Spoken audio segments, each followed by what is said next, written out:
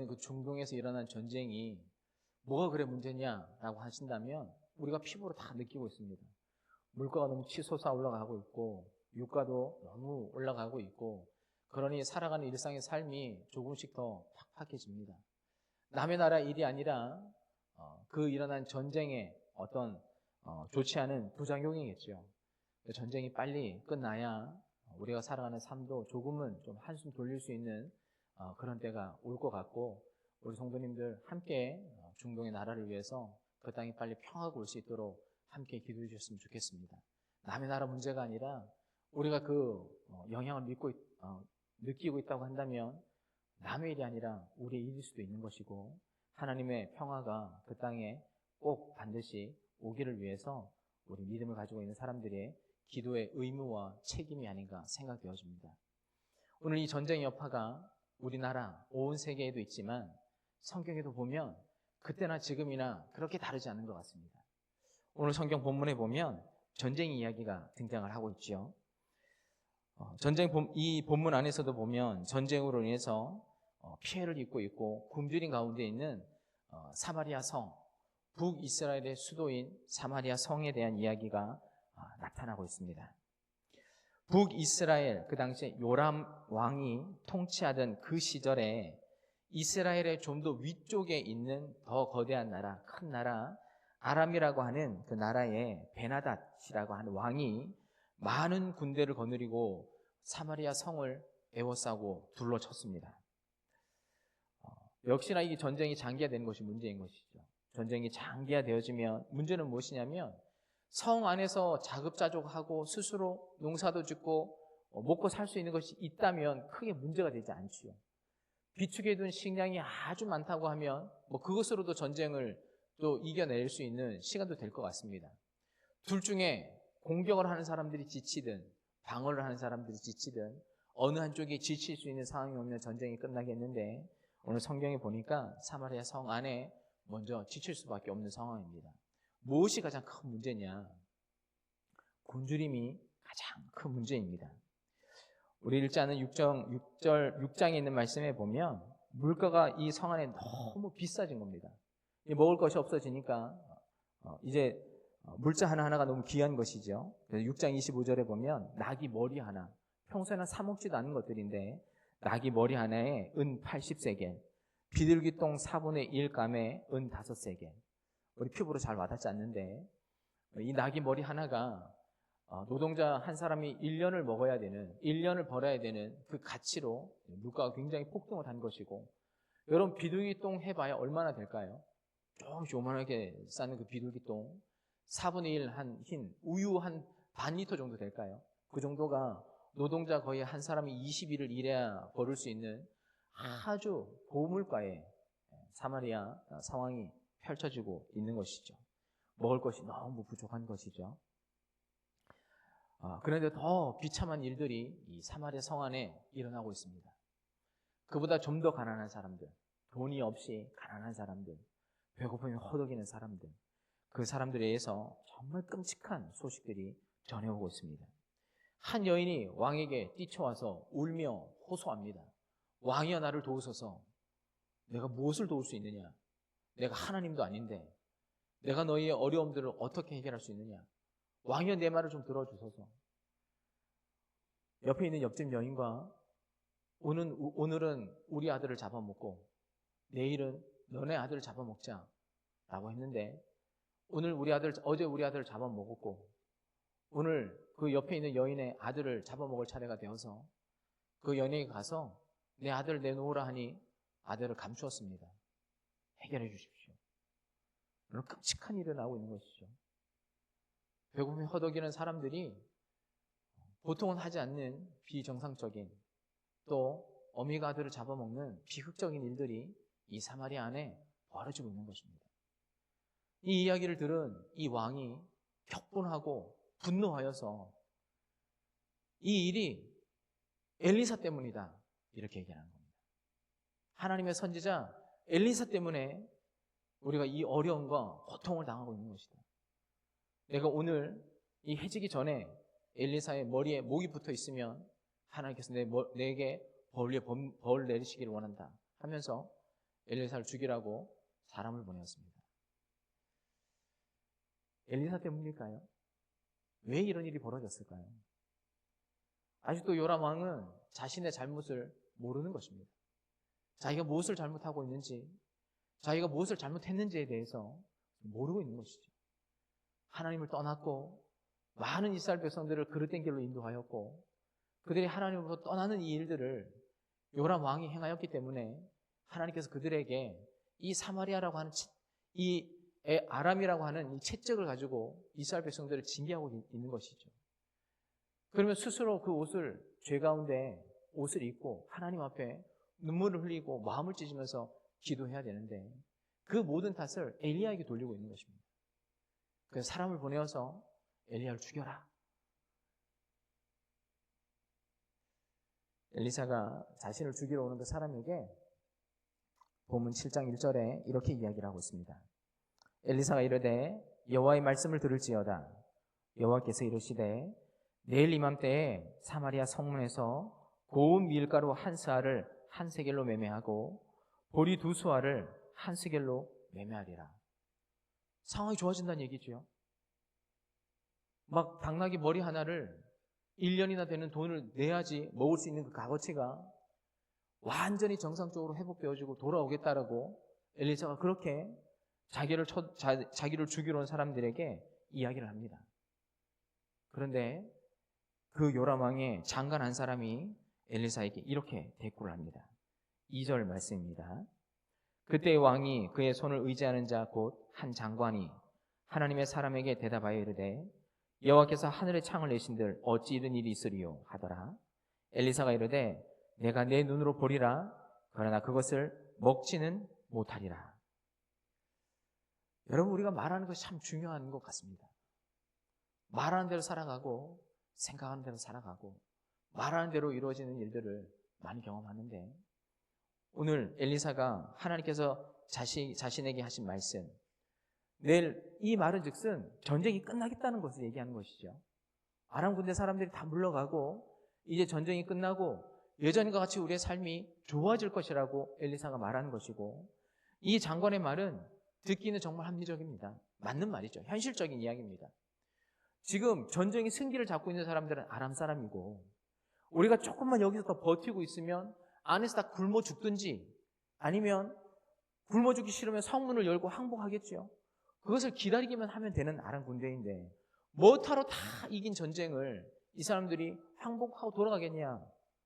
어떻게 내일 이런 일들이 있을 수 있겠냐라고 하는 이 말은 지극히 정상적인 사람들이 할 수 있는 사고며 정확하고 논리적이고 합리적인 말이 맞습니다. 그런데 오늘 엘리사도 그 사람은 안 된다고 말했지만 엘리사는 하나님께서 그렇게 말씀하셨다라고 동일하게 말을 하고 있죠. 하나님께서 내일 그렇게 해주시겠다라고 이야기를 하고 있고 내일 너희가 구원될 것이다 라고 말을 하고 있는 것입니다. 여러분, 이 시점이 중요한 것이죠. 이 모든 상황이 역전될 것이다 라고 말하는 그때가 언제냐면 하나님께서 너희를 구원해 주실 것이다 라고 하는 하나님의 말씀이 선포된 그 시점부터 모든 상황이 역전되기 시작하더라는 것입니다. 이게 중요하다는 것이죠. 그리고 하나님은 반드시 하나님께서 약속하신 그 말씀대로 약속을 지키시고 움직이시는 하나님이시라는 것이죠. 이때 우리가 필요한 것이 뭐냐? 그때 정말 우리가 이 약속을 신뢰하고 믿는 믿음이 필요한 것입니다. 이게 뭐 단지 가난한 것, 아무 일도 하지 않는 것 같지요? 여러분, 이 상황에서 이스라엘 백성들이 뭘 할 수 있습니까? 허기저거 배가 고파가지고 군인들도 다 굶고 있는 상황에서 무기를 들고 나가서 밖에서 나가서 싸울 수 있겠습니까? 아니면 지금 뭐 농사를 지어서 뭐 도끼비 방망이를 들고서 뚝뚝하고 뭐 음식을 만들어낼 수 있겠습니까? 아무것도 할 수 있는 것이 없고 단지 그들이 기다리고 잠잠히 머물러 있는 것, 하나님의 말씀을 듣고 신뢰하는 것, 그거 하나 말고는 이스라엘 백성들이 아무것도 할 것이 없는데 여러분 동일하게 여러분 이 말씀을 믿고 잠잠한 것도 순종이 하나라는 겁니다. 모세가 홍해를 가를 때 하나님께서 모세를 통해서 이런 말씀을 하시고 모세가 이스라엘 백성들을 향해서 이런 말을 선포합니다. 두려워하지 말고 가만히 서서 여호와께서 오늘 너희를 위하여 하시는 구원을 보라. 너희가 오늘 본 애굽 사람을 영원히 다시 보지 아니하리라. 여호와께서 너희를 위하여 싸우시리니 너희는 가만히 있을지니라. 가만히 있으라는 거죠. 너희가 할 수 있는 것은 아무것도 없다. 하나님께서 오늘 너희들에게 어떻게 구원을 베푸시는지 가만히 그냥 서서 그냥 지켜만 봐라. 너에게 싸우라고 하는 것도 아니고 이기라고 말하는 것도 아니고 무엇을 도와달라는 것도 아니니 단지 나 여호와가 무엇을 하는지 너희는 그것을 지켜보고 그 약속을 믿고 가만히 있어라. 여러분, 가만히 있는 것도 순종입니다. 그것도 믿음의 자세입니다. 하나님께서 모든 것을 하실 수 있다라고 그것은 인정하는 것이죠. 하나님, 우리의 노력으로 뭔가를 할 수 있고 하나님 내 뜻으로 뭔가를 하고 싶다고 말하는 그것보다 하나님 다 하실 수 있습니다. 내가 때로는 아무 노력도 하지 않고 내가 하나님의 그 약속을 믿는 것만으로도 하나님께서 그것을 족하다고 하시면 여러분, 가만히 있는 것도 믿음이라고 하는 것이죠. 그래서 여러분, 멈추는 것도 순종입니다.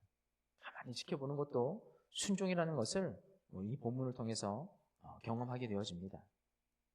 그래서 하나님께서 구원하시는 것들을 여러분 경험하셨으면 좋겠습니다. 이제 하나님께서 약속하셨고 말씀하셨으니 보이지 않게 하나님 움직이시고 약속을 지키시는 하나님이십니다. 이제 카메라가 성 안에 있다가 하나님께서 역사하시는 모습이 성 밖으로 이렇게 화면을 전환합니다. 어디로 움직이느냐? 성 안이 성 입구에 화면이 전환됩니다. 성 어귀에 네 명의 나병 환자가 거기서 거주하고 살고 있었습니다. 그들도 동일하게 오랫동안 굶주렸죠. 배가 고픕니다. 정말 이제 죽을 만치, 그러니까 더 이상 이제 이성적인 판단을 할 수 없는 수준까지 머무르게 된 것이지요. 그래서 서로 이야기를 합니다. 가만히 있을 거냐? 여기 이렇게 앉아서 아무 대책도 없이 그냥 이렇게 가만히 있을 거냐? 여기 있어도 죽을 것이고 성 안에 들어가서 구걸을 해도 거기도 먹을 것이 없으니 죽을 것이고 단 1%의 확률이 있다면 그나마 우리의 적이지만 아람 사람들이 진치고 있는 저 적진에 들어가면 그나마 우리가 항복해서 들어가서 살려주면 그나마 단 1%라도 나머지 여기 있든지 성 안에 들어가는 것은 0%고 무조건 죽는 것이고 살 수 있는 소망 하나 1%라도 있는 것은 아람 군대 적진으로 찾아가서 항복하는 길이다. 그러면 1%에 도전 한번 해보자. 4명의 문둥이가 함께 일어났습니다. 그리고 사마리아 그 적진, 아람 군대가 진치고 있는 그 적진으로 뉘엿뉘엿 해가 지는데 걸어가고 있는 것이죠. 적진 끄트머리쯤 도착했는데 웬걸요? 막 칼을 들고 있는 사람들이 쳐들어올 것 같았는데 아무런 인기척도 없는 것입니다. 조금 더 진영 안으로 들어가 보니 어떻게 된 일인지는 알 수는 없지만 모든 사람들이 무기를 다 내팽개치고 아무것도 갑자기 움직이는 것처럼 그냥 그 모든 것을 제자리에 놔두고 사람은 다 사라져버린 겁니다. 기가 막히죠. 이 4명의 이 나병 환자들도 뭔 일이 일어나는지는 알지 못하는데 성경은 증언을 해주고 있죠. 6절 말씀, 7장 6절 말씀에 이는 주께서 아람 군대가 병거 소리와 말소리와 큰 군대의 소리를 듣게 하셨으므로 아람 사람이 서로 말하기를 이스라엘 왕이 우리를 치려하여 헷 사람의 왕들과 애굽 왕들에게 갑을 주고 그들을 우리에게 오게 하였다 하고 해질 무렵에 일어나서 도망하되 그 장막과 말과 나귀를 버리고 진영을 그대로 두고 목숨을 위하여 도망하였습니다. 여러분, 이 4명의 사람도 무슨 일이 일어났는지는 모릅니다. 그 성 안에 있는 사람은 당연히 더욱더 모르죠. 그러나 성경이 말씀하기를 이 북이스라엘 사람들이 용병을 사서 큰 나라들의 사람들의 군대를 사들여서 우리를 치러 왔다. 그래서 환청을 듣게 하는 것이죠.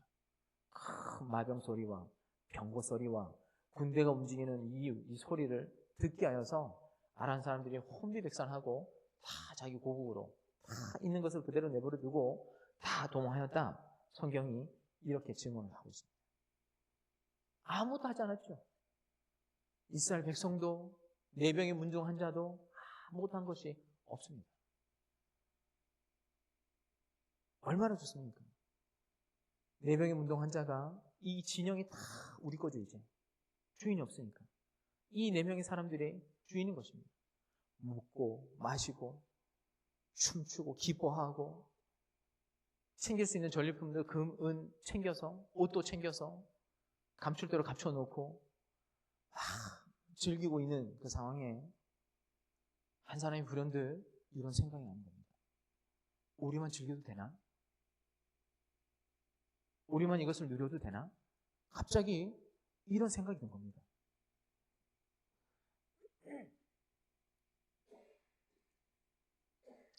9절 말씀해 보시면 나병 환자들이 8절부터 보겠습니다. 나병 환자들이 진영 끝에 이르자 한 장막이 들어가서 먹고 마시고 거기서 은과 금과 의복을 가지고 가서 감추고 다시 와서 다른 장막에 들어가 거기서도 가지고 가서 감추니라.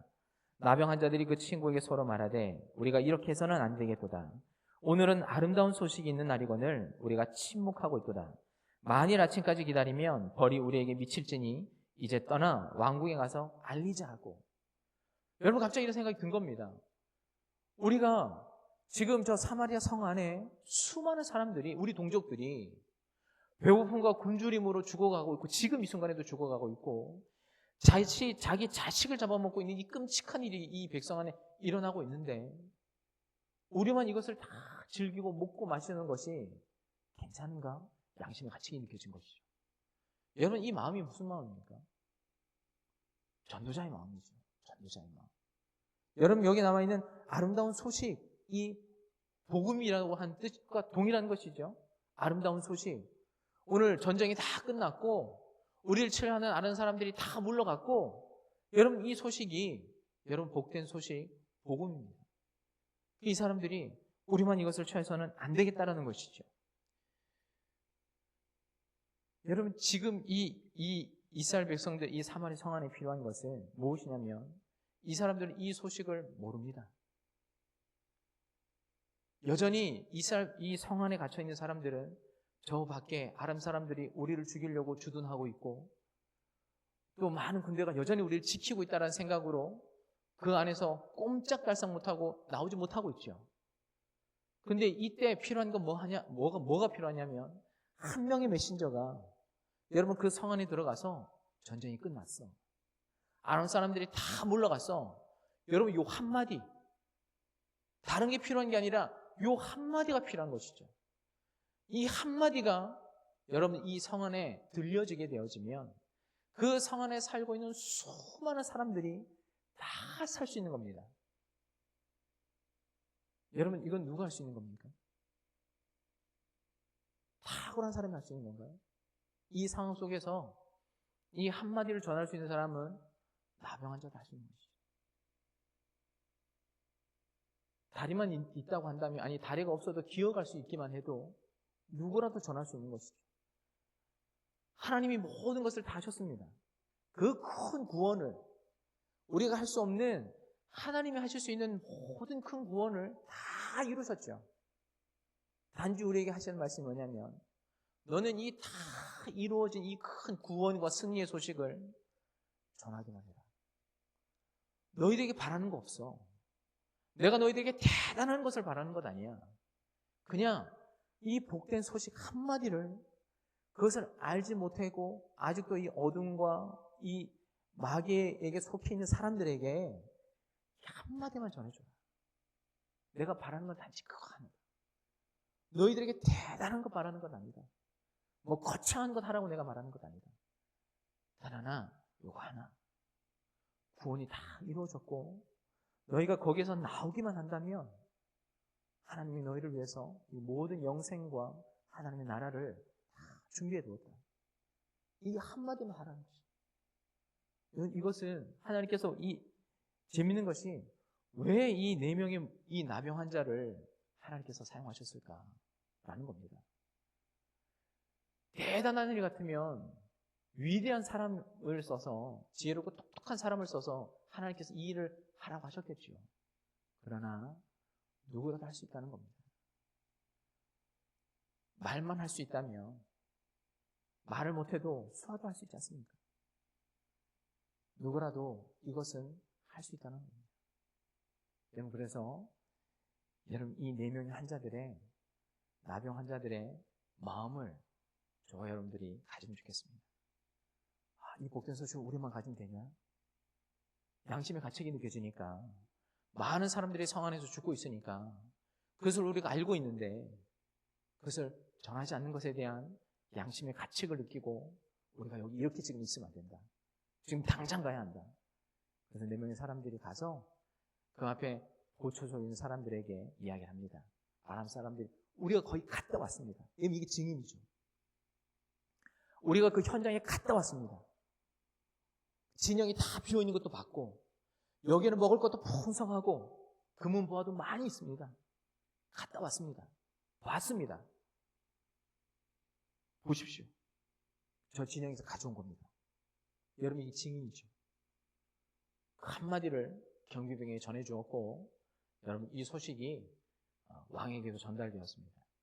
그래서 사람들을 보내어서 그 말이 사실인지 아닌지를 확인한 이후에 많은 사람들이 성에서 뛰쳐나오는데 여러분, 그 뛰쳐나온 상황 속에 어제 얘기했던 장관 있죠?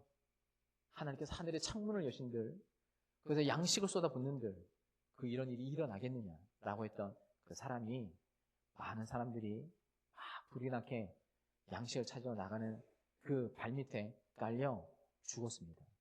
소식을 들었는데 여러분, 은혜는 받지 못했죠. 너무 안타까운 거 아닙니까? 복음의 소식은 들었는데 그 구원에 참여하지 못한다고 하면 여러분, 이거보다 더 가슴 아프고 슬픈 일이 어디 있습니까? 예수 그리스도라고 하는 복음은 들었는데 우리가 그러면 우리가 가야 할 것은 영원한 하나님의 나라, 여러분 거기까지 도달해야 되죠. 거기에 참여하지 못한다면 그거보다 슬픈 일이 어디 있겠습니까? 그래서 이 장관은 그런 슬픈 비극을 맞아야 했습니다. 오늘 베드로전서 2장 9절 말씀에 이런 이야기를 하고 있습니다. 너희는 택하신 족속이요 왕같은 제사장들이요 거룩한 나라요 그의 소유가 된 백성이니 이는 너희를 어두운 데서 불러내어 그의 기이한 빛에 들어가게 하시니에 아름다운 덕을 선포하게 하려 하십니다. 여러분, 우리를 부르신 이유를 말씀하고 있죠. 너희를 어두운 데서 불러내었다. 왜냐?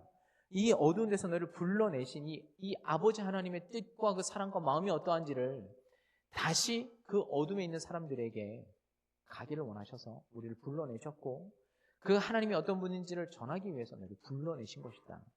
그것이 우리의 사명인 것입니다. 나병 환자가 했던 일들을 우리도 할 수 있죠. 누구도 할 수 있습니다. 여러분들에게 대단한 것을 원하시는 것이 아니라 구원을 이루는 일들은 우리가 한 것이 아니라 예수님께서 십자가에 달려 돌아가심으로 모든 구원을 다 이루었다. 그리고 승리하였다. 다 선포하셨습니다. 내가 단지 너에게 바라는 것 하나, 너희가 이 아름다운 복된 소식을 전하는 아름다운 자가 되어서 세상에 이 복음을 전했으면 좋겠다. 그 한 가지를 우리들에게 말씀하시는 겁니다. 그래서 우리만 그 하나님의 나라에 참여하는 것이 아니라 모든 사람들이 함께 참여할 수 있도록 그 선한 일을 위해서 저와 여러분들 부르셨으니 우리가 그 하나님의 일에 순종하고 복음 전하는 사명자의 삶을 온전히 살아낼 수 있기를 주님의 이름으로 축원합니다. 함께 기도하겠습니다. 하나님 아버지, 우리가 죄인 되었을 때에, 우리가 하나님과 원수가 되었을 때에 우리를 이미 사랑하셔서 그 사랑으로 우리를 구원해 주시고 하나님의 나라와 영원한 부활과 은혜를 우리들에게 허락하여 주셔서 감사합니다. 우리가 할 수 있는 것이 아무것도 없었고 모든 것을 다 하나님께 사셨습니다. 단지 우리들에게 이 소식을 전하는 증인, 또 복음을 전하는 아름다운 사람이 되라고 그 단 한 가지를 우리들에게 말씀하시니 하나님 순종하는 사람 되게 하여 주옵소서. 나를 통하여서 죽어가고 있는 한 영혼에게 예수 그리스도의 생명을 증거하는 자 될 수 있도록 도와주시고 나의 미련한 입술을 통하여서 하나님의 거룩한 나라와 부활을 증언하는 하나님의 사람 되게 하여 주옵소서. 감사드리며 예수 그리스도의 이름으로 기도하였습니다. 아멘.